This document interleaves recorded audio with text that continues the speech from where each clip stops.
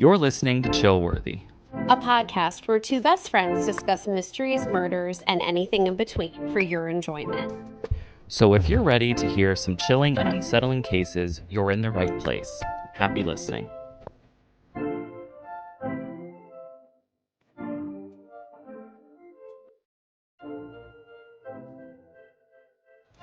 Hello everyone. Welcome back to another episode of Chillworthy with Brent and Talia. Hi everybody. I'm sure you're doing fine, as am I. Oh, good. I thought you were shaking your head like, no, you're not. It's like, this is our second take, and I know you're doing fine. So, I know you have a lot to talk about. I sure do. You do as well, actually. Don't be modest. You say so. Are you kidding me, man? I don't know even what you want me to say. Well, besides one thing that I know of, I don't know what else you want me to talk about. You have about 30 books to talk about that you've read and listened to. I didn't make notes on any of them. Oh my God. Fine. I only remember one at the moment. Ward D by Frida McFadden. Fantastic. 5 out of 5, maybe 6 out of 5. Jeez. Loved it. You listened. Loved it. I listened to it. It was fantastic. I wanted to know what the hell was going on in there. You know, obviously, because it's a Frida McFadden book, like there's obviously twists, and I had no clue of You were the surprised. twist. You know, I had many theories. None of them were true. That's always nice.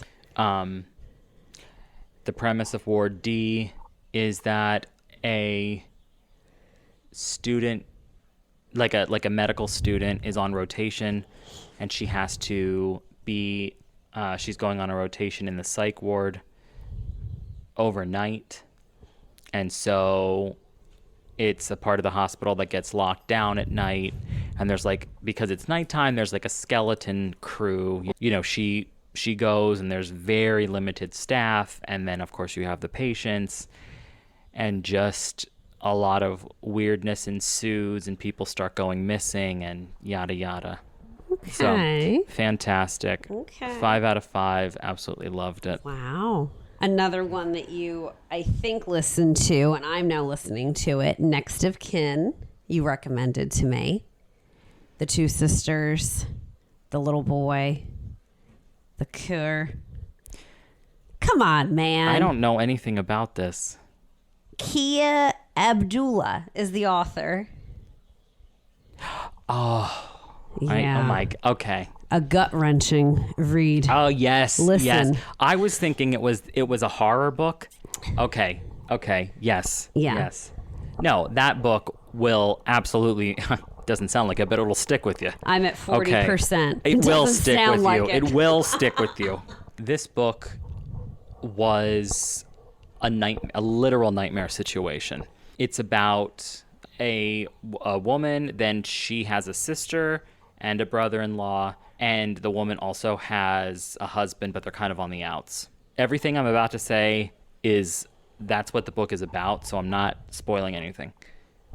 One morning, the brother-in-law calls the main character and asks her if she could please take his son to daycare. The son is 3 years old. He's like, something happened at work, I need to go. Could you please do it? Now, the wife was already at work. Yes. His wife. Yes, and the main character, she's like a pretty big deal. Architect guru. So, yeah,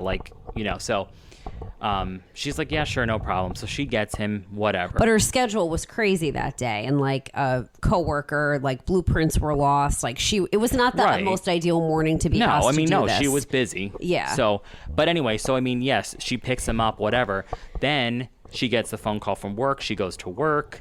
She is in there fixing the stuff or whatever, and then 3 hours later, the husband says, he calls in a panic, and he's like, the daycare called, where is he? And obviously then she realizes that she left him in the car for 3 hours in the middle of the summer. It's the hottest day in July in London that they've ever had. And so he is now deceased. And that's what the book's about.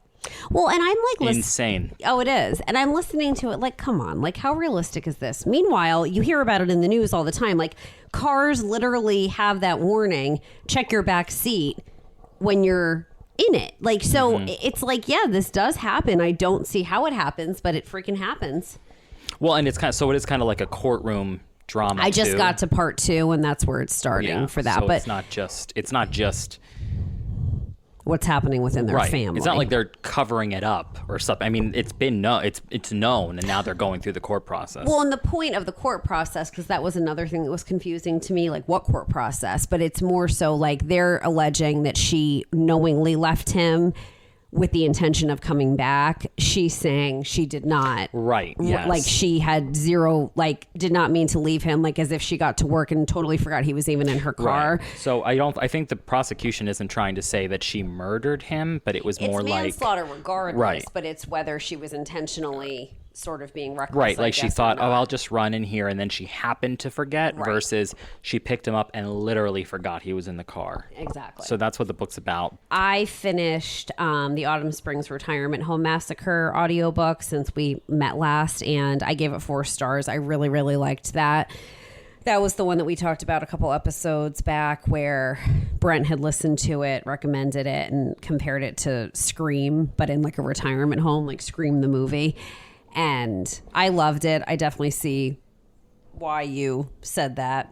I guessed part of the ending, but I had other guesses too that were wrong, so I liked that. You did not like how, I guess I don't want to give anything away, so I better not say it. But then you listened to a book by that same author. Did I? Yes. If you say so. Good. Tell me who it was, and I'll talk about it. I'm going to look now. Hold on. So the author was Philip Fracassi. Yeah, that name does sound familiar, Boys and I in the loved Valley, it again. The Third Rule of Time Travel. Oh, the third rule of time travel. You did that. Yes, You listened, I think. yes. And you said not as... It was, okay, so the third rule of time travel was decent. The reason I didn't give it a higher rating, I think, was because I was waiting for something big to happen. I kind of explained it to Talia, like, this is a time travel book that's the most realistic way I could see someone time traveling. So, it's not like Back to the Future. Right. So it's like, that's more of the way that I'm trying to explain it, is it's like, it's not like, you step into like Steve Urkel gets into his little machine and turns into Stefan. It's not like that. It's much more realistic, so hence it's a little less dramatic. So but was it good? Yes. It's just, it wasn't blowing my mind. Okay, fair is fair. So yeah, but if somebody likes science fiction and they're a little heavier onto the science part, I think they would like it. Okay, that one will not be for me. I just don't know if you'd care. I was gonna say time travel has never interested me. Well, me neither, really, but Yeah, not for me. I read My Husband's Wife. I was reading that when we met last. I finished it. I gave it 2 stars. Alice Feeney is the author. I do like her as an author. I looked back, though, and I typically give her books 3 stars. She wrote The Hunting Party, though, that I really did like. This one, I did not like it at all. I was so upset with that book. I found it very disappointing. I found it very unbelievable in a lot of ways. Most disappointing. Yes. Not for me. I read Party of Liars by Kelsey Cox. I gave that 4 stars. I really liked that. That's a 16-year-old's birthday party. And the book goes from the night of the party, and it is told through the eyes of her best friend, the beholder, the 16-year-old's best friend, the 16-year-old's mother, the 16-year-old's stepmother, and then there's like a baby, like the 16-year-old's father and stepmother have had a baby, and then there's a nanny for that baby. It's also told through her point of view, and it does go back in time a little bit. Okay. But very good mystery. I was surprised. I did not see the ending coming at all. I liked it. I also read Woodworking by Emily St. James. I gave that 4 stars. That was very, very good. That is about a trans woman and a trans girl, and they are in South Dakota, I want to say, possibly North Dakota. the woman is a teacher at the high school and the girl is a student at the high school. And it's very dry. It's funny. It's also sad. Of course. There's like a little bit of like a mystery situation in it that I was, surprised by. But like a very heartwarming book. I liked it a lot. I also listened to Play Nice by Rachel Harrison. I gave that 4 stars. That's about essentially like a haunted house. It's 3 women who are sisters. They're all in their 20s. They live like one's in Jersey, one's in New York, and one in upstate New York, and one's in Manhattan. Their mother just dies, and they are all like estranged from her when she passes away. But she had this house that they grew up in, and it's thought to be haunted. So the book is basically about that. Though that's a genre I do not like, believe it or not. I know. Ghosts, haunted houses. I like it. Snooze fest. I like it. And this was not, I don't know. This had more of like a demonic vibe. I mean, you're slightly better, but yeah. So there were like people who came to try to like exorcise it. There were 2 priests that were involved Jazzercise. for a period of time. But like the way the narration was, I really liked, because it was like the youngest daughter. That's who was narrating it. I loved the actual narrator. And then there was like a book within a book. Like the mother wrote a book before she passed away about the haunted house situation. Mm-hmm. So then another narrator did those parts with the mother. And like, I thought that was very well done. It was nice. And that was a book that I had downloaded to actually read. And then I ended up listening to it instead. So I liked it. I definitely, I would recommend it. I also read I Who Have Never Known Men by Jacqueline Hartman. I gave that 3 stars. That was a dystopian novel about these 40 women that are kept underground in a cage, and they don't have any memory of why they're there, how they came to be there. Like, they all know that they had families and children and husbands, but like they don't remember what happened, what event occurred. And then the youngest of these 40 women is young. I mean, she's like 14 when you like, quote unquote, meet them. And she doesn't, like, they all remember their jobs, their homes, their families. Like, she has no memory of her parents or if she went to school or like what life was. Like, she has 0 memory. The book, it's a short book. It just goes through like what they think happened, what ends up happening to them while they're in this situation, this set of circumstances. So it was fine. Wasn't the best book I've read, but it was fine. I'm reading Almost Life by Kieran Millwood Hargrave. Ooh, it's sad. It's about these 2 women who meet in France in the 70s. They basically have this like little summer love affair. They're young. Gay Paris. Right. They're like 18 and 19, I want to say. Very close in age, but like babies. And they fall like hard and fast. And then the one stays in Paris and the other goes back to England. And they kind of lose touch, kind of not, reconnect again several years later. So the book is broken up into 3 parts, and it's like the 70s, 80s, and then like late 90s, early 2000s. So I'm like almost at 70% in that one. I'm hoping to finish it by tonight. Very sad. Very sad. Well, we all look forward to hearing more about that. Yes, it's nice. And I think I have one more. Oh, what am I saying? Yes. So I started The Storm. I also saw this at the bookstore when you and I were there. It's by Rachel Hawkins, and Libby had it, so I'm reading it on my Kindle. This is the author. I think you've maybe read something by her. I read The Heiress. Harris, how do you say that? Heiress, thank you. Oh, no, I didn't. I want to read that. I read The Villa by her. She wrote Reckless Girls. Did you read that one? It's that yellow and pink cover. It's very pretty. And then also The Wife Upstairs. Did you read that one? No, but I've heard that it's good. Okay. So she's that author. So this one, like I said, is called The Beach. No, it's not. It's called The Storm. Oh my God, man. It's like everything I love. Murder mystery packed into this town in Alabama, which I knew nothing about Alabama. I have since done a deep dive, but they have like a beautiful coastline, and their sand, which they talk about in this, and I looked it up to see if it was real. quartz is in their sand from like something with like the Appalachian Trail and years ago, and when it all crushed and came down, and I'm not sure, but it's like in the book they always refer to the sand as like sugar sand, and that's like all this research I've done in Alabama Pitch pine. says. So anyway, so this town in the book is made up, but this town has been hit with like terrible hurricanes for decades. So it's like a hurricane hub. And they had this like terrible one in the 80s, Hurricane Marie.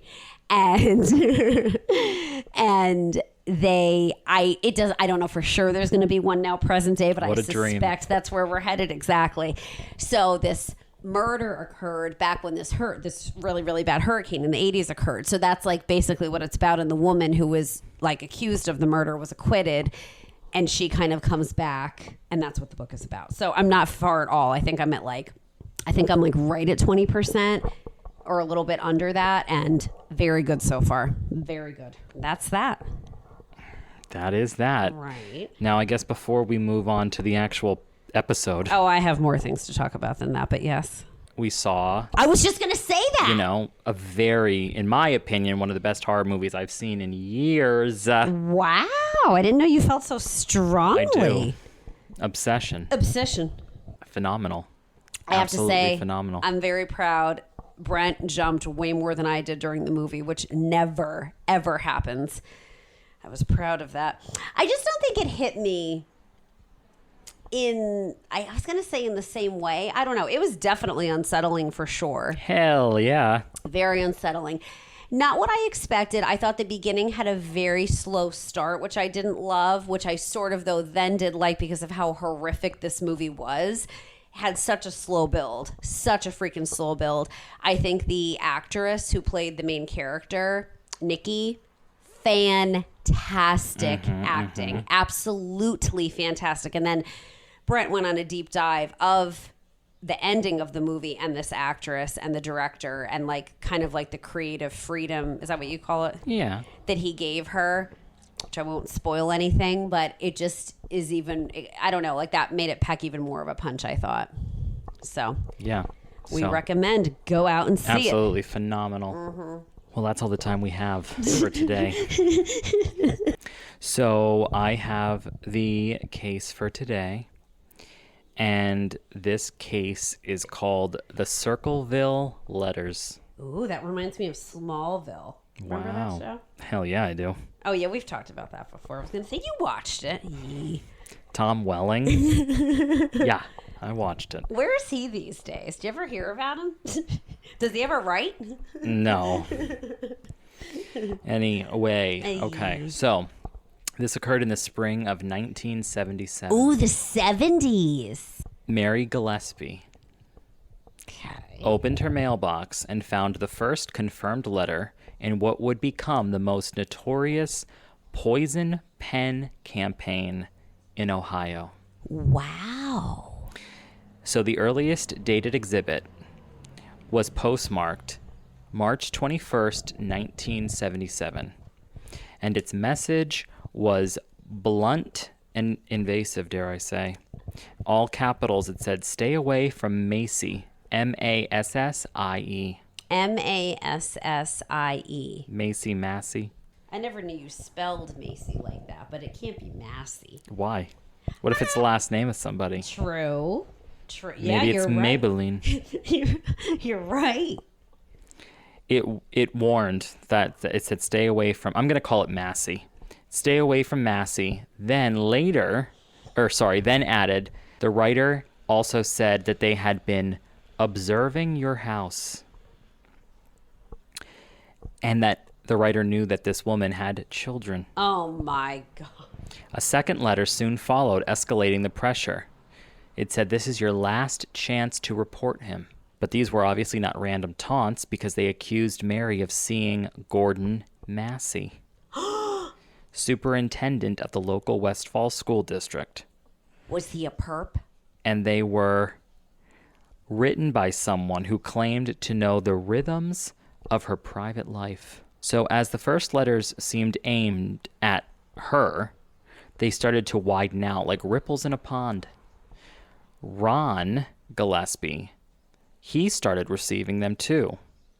One surviving line from that phrase is chilling, dare I say chill-worthy, in both its violence and its certainty.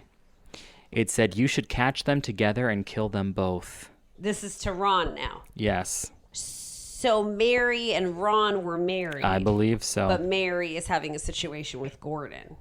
That's what it sounds like. Yeah. So she was getting these threatening letters, and he was getting threatening letters. And by, obviously they're alluding to cheating. So according to later reporting based on these records and interviews, the harassment expanded beyond letters into anonymous phone calls and also offensive signs that were posted along Mary's bus route. The sheriff's office investigated, tapped phones, and watched houses and tried to work with postal authorities, and none of it stopped all of this stuff from coming to fruition. Then came the first great break in the story, or the first great deception. It depends on what you think. In August 1977, while Mary was headed to Florida, Ron received a late-night phone call that seemed to confirm for him that he knew who the writer was. So Ron grabs a gun, left in his pickup, and told his daughter he was going to confront the person behind the letters. A short while later, he loses control of his truck, and he crashes into a tree, and he dies. What? So under his body, police found a revolver that had been fired once, and the coroner ruled the death an accident. But the circumstances never sat well with people. Why did he fire a gun? Why did the writer's threats seem to be pretty deadly?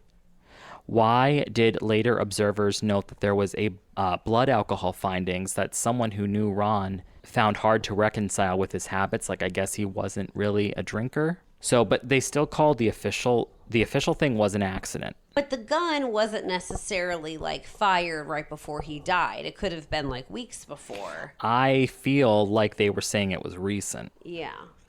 I guess even if it was weeks before, why is his gun going off at all? And well, where? yeah. Now, Ron's death did not end what was going on, though. So the letters spread beyond just Mary and Gordon. They started going to businesses, schools, government offices, residents across the area. Contemporary and later summaries described accusations of affairs happening, embezzlement happening, domestic violence happening, and even murder. Mary consistently denied having an affair when the letters first appeared.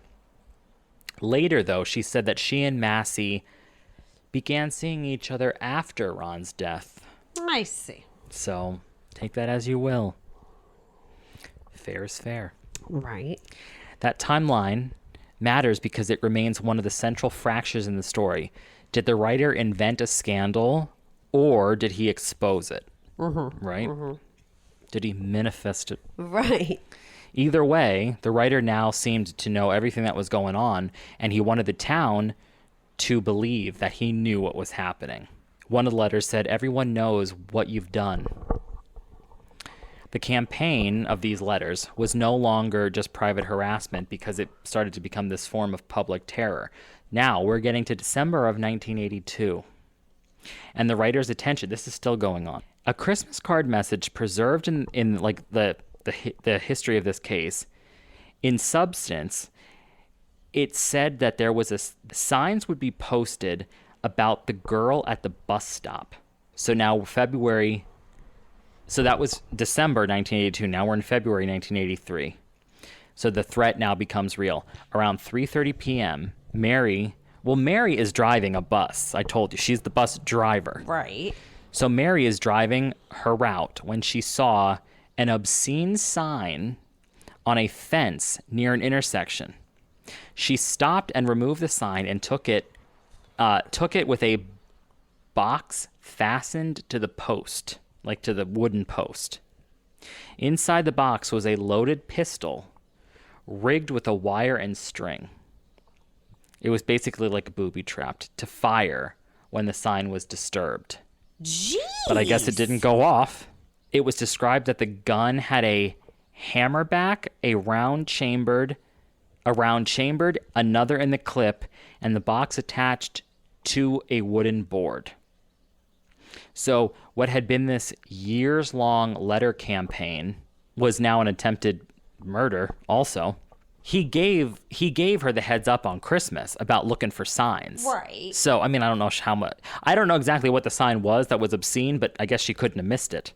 Right. But I guess he wanted to make sure she didn't miss it. Yeah, definitely saw it. Investigators from the sheriff's office restored the serial number on the handgun and traced it to a coworker of hers. Oh my gosh. But the coworker said it had been sold to someone named Paul Freshore. So when questioned on February 25th, 1983, Paul admitted that the gun was his, but he said that it disappeared from where he had hidden it. But no theft report had ever been filed. So then Paul was asked to give handwriting samples. So from here, the case turns even foggier. Yeah. So a polygraph report dated after the examination says that Paul showed significant reactions to denials and states that when interviewed, he told the sheriff that he had written about 40 or 50 of the letters, but he denied involvement with the gun. Bizarre. Exactly. So he's saying he wrote these letters, But 40 of them at least, Not one or two. but he did not set up the booby trap with the gun that happened to be his gun. Right. So That's just where so he you're draws the aware. line. Yes. Now, why, though, did he start all this nonsense with the letters, though? Did he say? Well, no, because later he starts denying that he wrote the letters at all. Great. So he said yes, then he said no. He still denied planning the trap. Then he even sued the sheriff's department in federal court, alleging that the sheriff caused a false newspaper article accusing him of sending obscene letters and mishandled a seized typewriter. Jeez. So Mary also was polygraphed. And the examiner said that she showed no significant reactions to any of the questions about her own involvement or knowledge of what the hell was going on with these letters and why he was thinking she was cheating and who dropped a gun off and who set it up and all that stuff. So now, on March 4th, 1983, the county they were in, Pickaway County, it was a grand jury indicted Paul for attempted murder with the firearms specification. So his trial began on October 24th, 1983. The prosecution's theory was that the booby trap and the letters were pieces of the same design, which sounds reasonable to me. Absolutely. Years of animosity. Then Paul sends a trap meant to kill Mary, and when she pulled down the sign, so I don't know what the sign said, but the sign was about her daughter. Right. Yes, I'm just saying it's like they're reiterating that. The Yes. sign was about her daughter. I just don't know what it was. So records show that 39 letters to Mary, postmarked from March 21st, 1977 through December 23rd, 1982, were admitted for evidence. They were admitted over strenuous defense objections because they wanted to show motive or state of mind. A document examiner testified that the writing on the sign, the writing on the boards, and the letters all matched Paul's writing. The state also emphasized that Paul had taken a holiday from work on the day that the trap was found. Well, that doesn't necessarily mean anything. All right. And had taken and that box is similar to the one used in the device, could be found at Anheuser-Busch. That's pretty damning. So, Depending on how specific of a box it was, I guess. but there were also real holes in the case. There were no fingerprints that placed him on the gun or the box. And the defense witnesses said that they saw him at home during much of the crucial time window. Were there Well, now let me ask you this. Were there finger? I guarantee you I'm not going to know the answer. Were there fingerprints that they just couldn't identify that weren't his, or there were no fingerprints? Because what if he just was wearing gloves? What if? Right. What of it? I don't know. As I said, I wouldn't. So Mary herself, now she's being cross-examined. She testified that that none of the admitted letters had threatened to kill her, right? They were just like, hey, tell everybody what he's doing, fooling around, blah, blah, blah. Shacking up. No, that's not actually even it. Still, on October 28th, 1983, the jury convicted him. On October 31st, he received the maximum sentence described in the record as 7 to 25 years with the firearm specification attached for, I guess, attempted murder. So the mystery did not totally stop there, though. The town assumed that the letter writer was now behind bars. Safe assumption, one would imagine. Got him. The document guy told us. So according to trial and later reporting, that assumption collapsed almost immediately. It did? So the letters actually continued. Oh my gosh. Not one or two, not 2 or 3. 2 or 3. But hundreds. Hundreds. And I was going to say, well, you can send letters from Kit. prison. Oh, yeah. Okay. Yeah, but you're right. I don't know if that volume is When permitted. you're right, you're right. I don't know if, how many stamps are we talking? How many envelopes, sheets of paper? I don't know if that's Lots of a postage. thing. Right. So they were all still postmarked from Columbus. They reached people across central Ohio. They even reached Paul in prison. What were they saying in those? I don't have all this information, Fine. but one of the lines in the letter that someone sent to him read, "When we set 'em up, they stay up." I'll say. All right.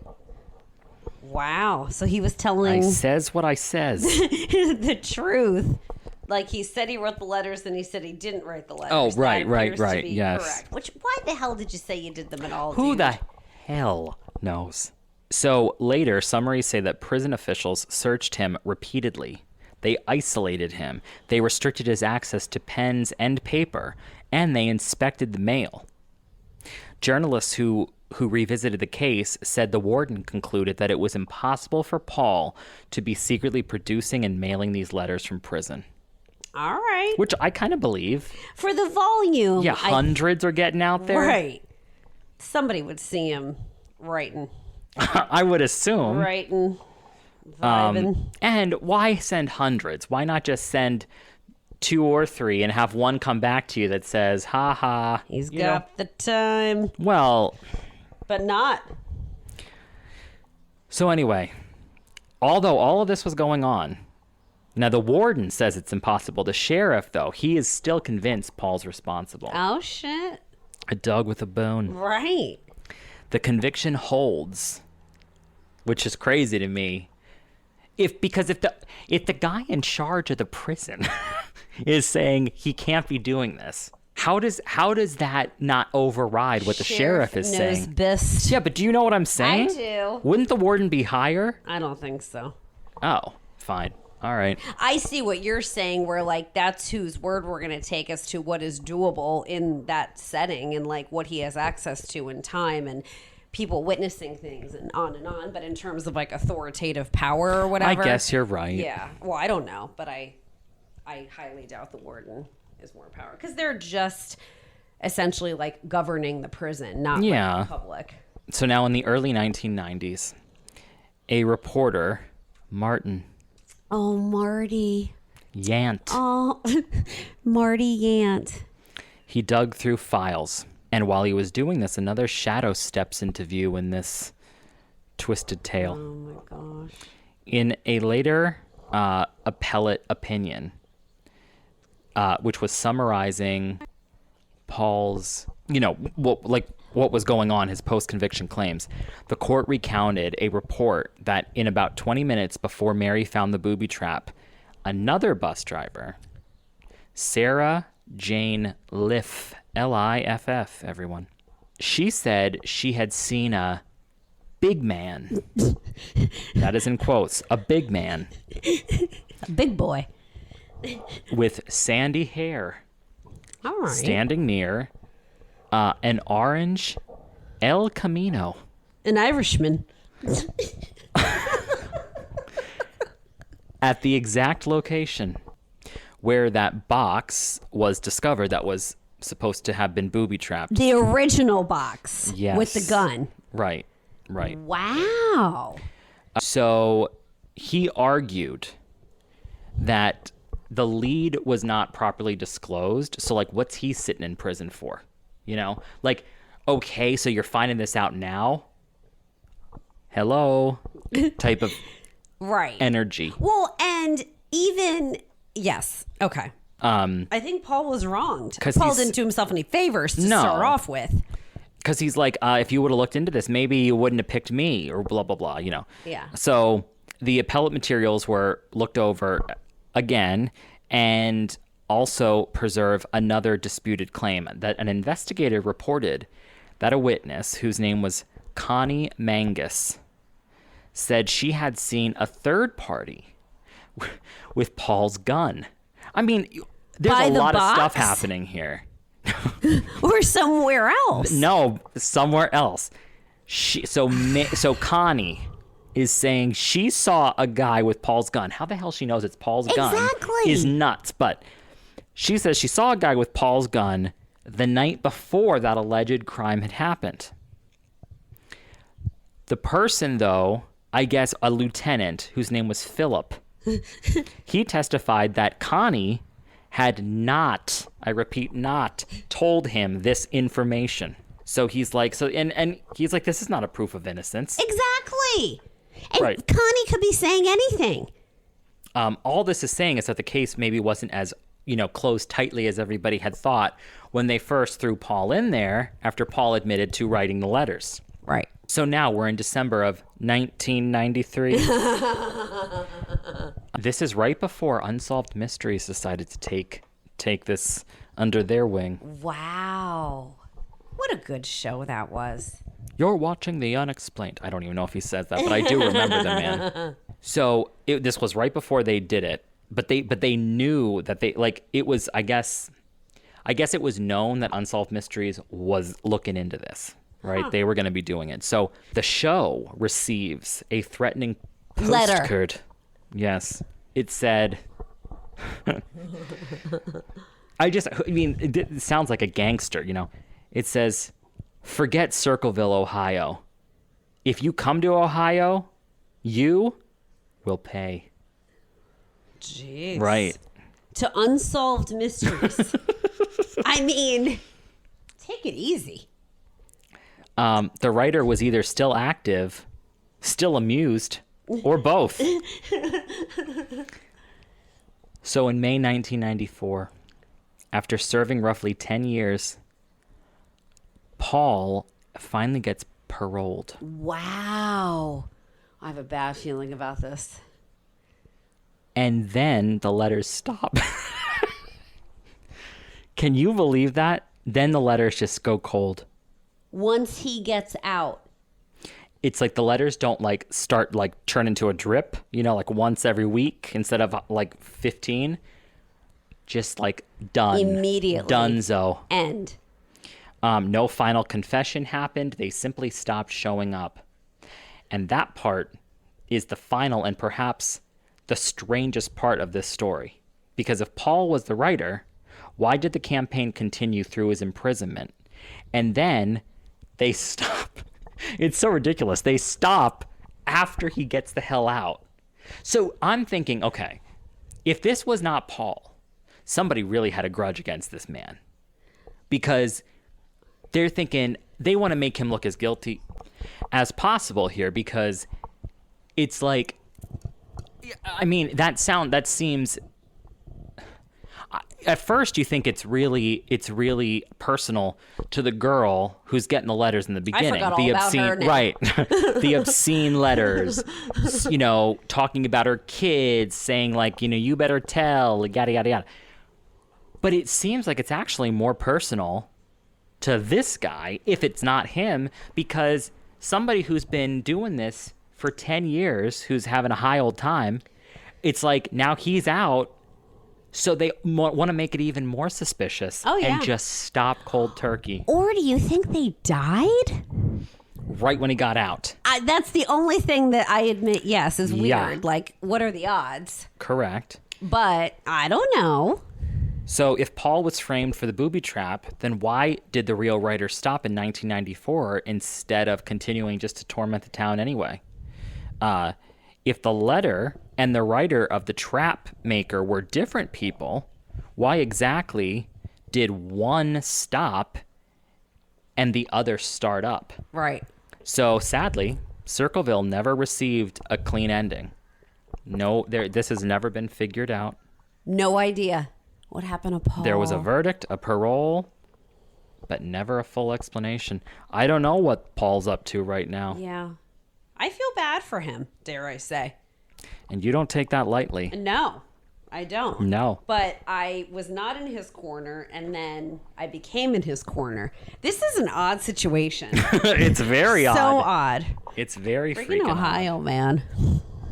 So, not our typical kind of case. No. Nothing too gruesome or gooey. That was nice. Right. I mean, if he was falsely imprisoned, horrible. For that long, too. Like, a year is too long, obviously, but that's a long time. I agree. 10 years. So, Ugh. but if he was paroled, they're really not even saying, hey, you didn't do it. You know what I mean? True, it wasn't like he he was served like, his time. right. Yeah. Good So, point. But I feel like, I mean, you'd be thinking every day, if I were him and I didn't do it, you'd be thinking, I freaking hope no more letters start showing up. Exactly. But they were messing with him for sure. That whole thing is strange. Very, very strange.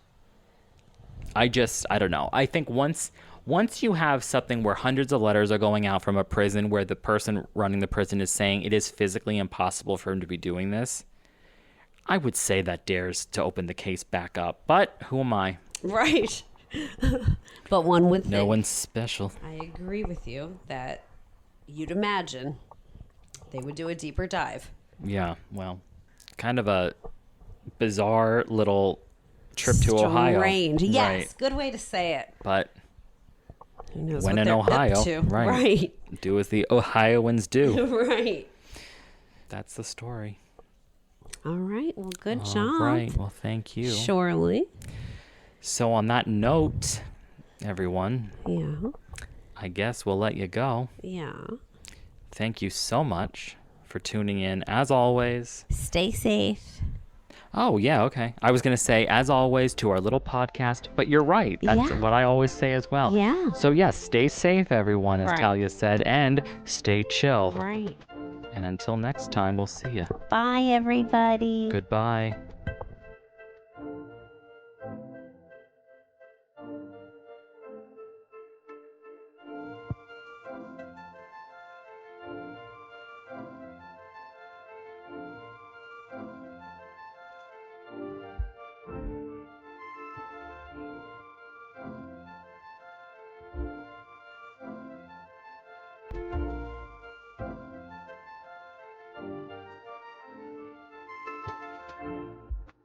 You've just listened to Chillworthy. Thank you for joining us on this latest episode. While we strive to keep our discussions engaging and lighthearted, we also wanted to take a moment to acknowledge the real lives and events that are at the heart of these stories. We try to approach each topic with a sense of curiosity and respect, fully aware of the impact these events have had on the individuals and their loved ones. Our goal is to honor their memories by keeping their stories alive and shedding light on the mysteries that surround them. If you enjoyed this episode, please remember to subscribe, rate, and leave a review, and don't forget to join us on the next episode of Chillworthy.